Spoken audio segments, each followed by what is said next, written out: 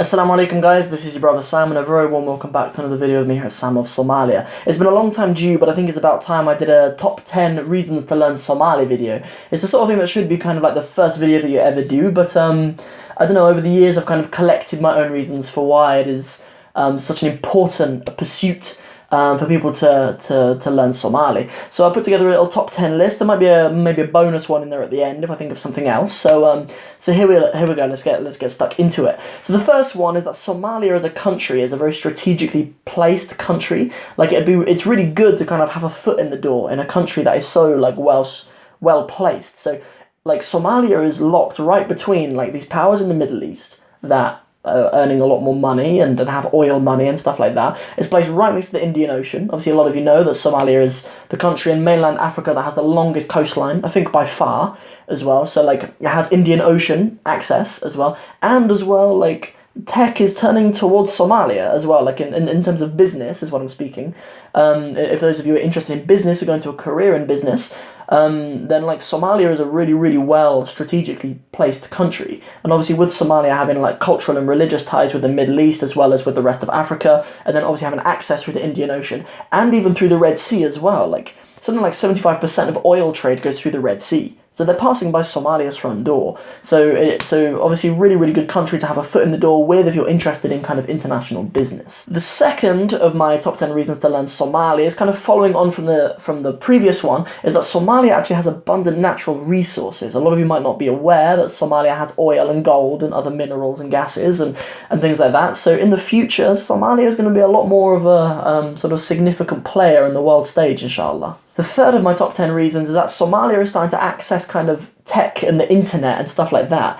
Like a lot of countries in Africa, a lot of kind of tech people. I don't know, some of you guys who might be interested in online business and stuff like that might follow someone called Gary Vaynerchuk. I was listening to one of his podcasts recently, and he was saying that his words were literally, "I'm very intrigued by Africa." Those were literally his words. I'd have liked it if it had been a bit more specific, but like, generally like Africa as a continent, there's there are advances in terms of the places having Wi-Fi and things like that. Even when I was in Uganda, people had access to 4G and stuff like that, and even like in Somalia, like I get the impression that internet is becoming more accessible for like the average people. Having Wi-Fi in your homes and stuff like that is becoming more accessible now.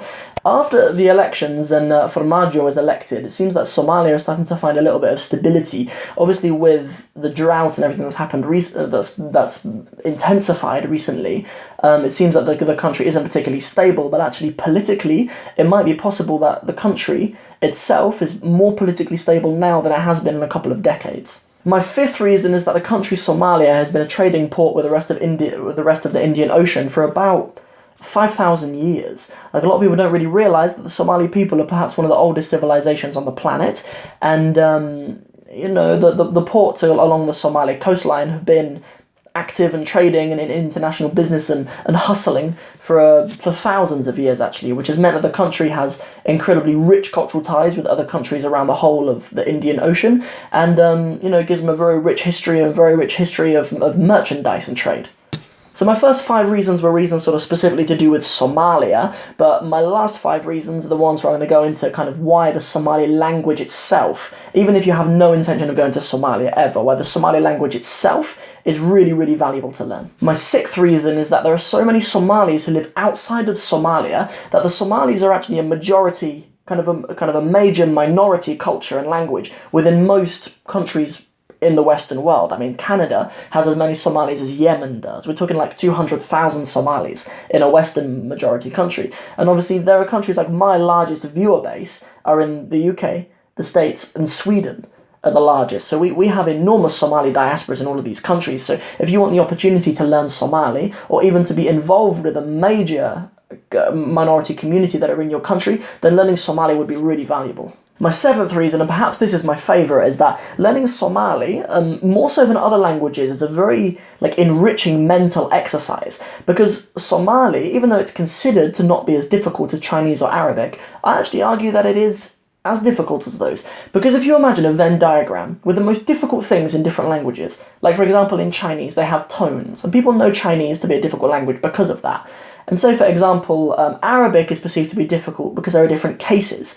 And also, languages that are difficult to pronounce, like like Arabic as well, yeah? Somali has all of those things. Somali has tones, which is supposedly what makes Chinese so difficult. Somali has almost the same pronunciation of Arabic, and Somali has cases as well, which makes it as difficult as other casive languages like Russian and German. So putting yourself through the process of learning Somali is a real intellectual pursuit as well. One of my other favourite reasons for learning Somali brings us on to number 8, and that's because learning Somali within itself encourages a really good social life, actually, just within itself, because there aren't the resources to learn Somali the same as there are other what we call like civilizational languages, like English, Arabic, Spanish, French, and other languages which are like more widely spoken and perceived to be more useful languages for business and stuff like that. Despite that, like with Somali not having quite so many resources, but because of that, it means that you have to socialize with people. Like you have to go out and you have to get Somali language from Somali people. And so it prompts you to even have a better social life, and it prompts you to engage with the actual Somali people. And even on the internet as well, like the Somali diaspora have an enormous online presence. Like I don't know if you guys are aware, but there's like millions of Somali YouTubers out there. Like it seems like the Somali diaspora are really taking to social media, and that's really awesome, and actually really encourages you to participate in learning that language and speaking it with them. For my 9th reason, I actually personally believe that Somali is a really good starter language if you're interested in learning others in the future. Because Somali, the Somali language, the way it's spoken in modern times, has been influenced by Italian, English, Arabic, and even the way that I mentioned earlier, even having cases like Chinese does. I think Somali, if you're interested in learning those languages later, is actually a really good basis. A little bit like, but to a lesser extent than what, like if you were interested in the future to learn Italian, Spanish, French, it would be a really good idea to learn Latin. But actually, if you have the ability to learn Somali, then it'll actually make it much easier for you later to come to learn languages that it is similar to. And the last of my top 10 reasons, just to sign off with, is actually that if you're a food lover like myself and you enjoy cooking and you enjoy food from different parts of the world, then the Somali cuisine actually holds foods from all over the world, actually. Like their food has been influenced by other places where they were able to get spices from, and early trade obviously from other countries around the Indian Ocean, including obviously India, Indonesia, Pakistan, and then Yemen and Arab countries too. Also countries further down the East African coast as well. And the food has been influenced by that. And also if you love seafood just like I do, then as I said earlier, Somalia has maybe easily the longest coastline in Africa, meaning that Somalis in Somalia have very, very good access to seafood. And with crab being my favourite food, Somali language has been one of the top of my list for a very long time. That's everything from me for now. If you enjoyed this video, and I really hope you did, don't forget to like and share it, and don't forget to subscribe to the channel. Assalamu alaikum wa rahmatullahi wa barakatuh.